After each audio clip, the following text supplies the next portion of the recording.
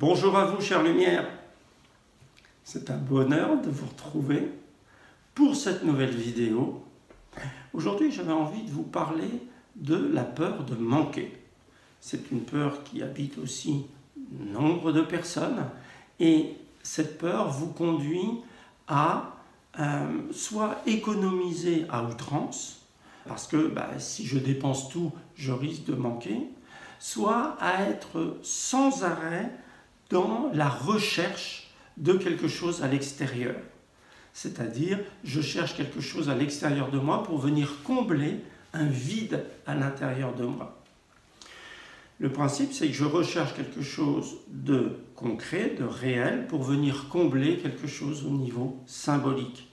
C'est-à-dire, au niveau de mon inconscient, j'ai quelque chose qui m'a manqué. Et j'ai peur de manquer. Alors, bien sûr, ça peut être construit sur le manque d'amour, par exemple. J'ai manqué d'amour et j'ai peur de manquer. Ou j'ai été élevé dans la pauvreté. Ça ne veut pas dire dans le manque réel, mais dans l'idée de la pauvreté.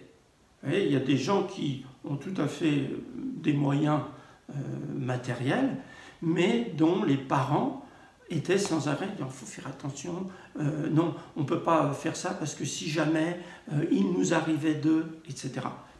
Donc ça, que ça soit l'un ou l'autre, vous êtes dans cette peur de manquer. Cette peur de manquer, elle est terrible parce qu'elle vous oblige à des comportements à l'opposé de votre bonheur. Elle vous oblige à être sans arrêt en veille par rapport à l'extérieur et par rapport à l'intérieur à vous rétrécir, à mendier sans arrêt. Vous devez mettre fin à ça si vous voulez inverser la tendance. Pour mettre fin à ça, eh bien, vous devez rendre à vos parents cette peur de manquer. C'est toujours la même chose.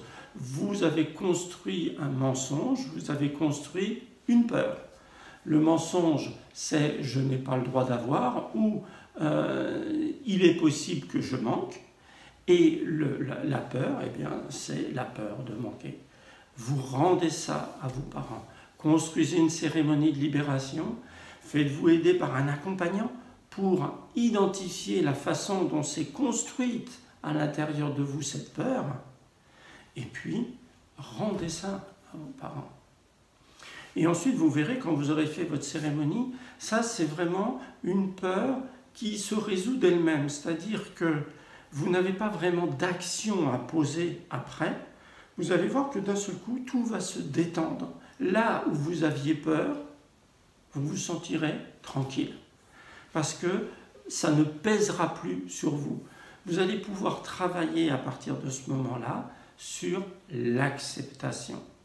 L'acceptation de l'instant présent.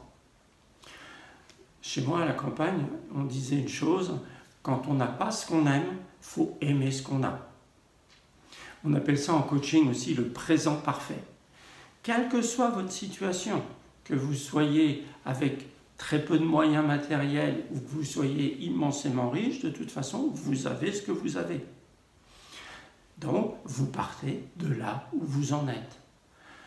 Le bonheur commence par l'acceptation de votre situation. Ça ne veut pas dire « j'accepte d'être pauvre ». Ça veut dire « je reconnais que pour l'instant, je suis dans cette situation-là ». Et ça vous permet de modifier votre vie en vous basant sur une nouvelle règle qui est du présent vers l'avenir. Et là, vous allez à ce moment-là construire votre vie en acceptant tel que vous êtes, puis en construisant des stratégies pour améliorer votre situation. On retrouve là la procrastination dont j'avais parlé dans une vidéo précédente. Une fois qu'on arrête de procrastiner, eh bien, on met en œuvre des stratégies pour agir.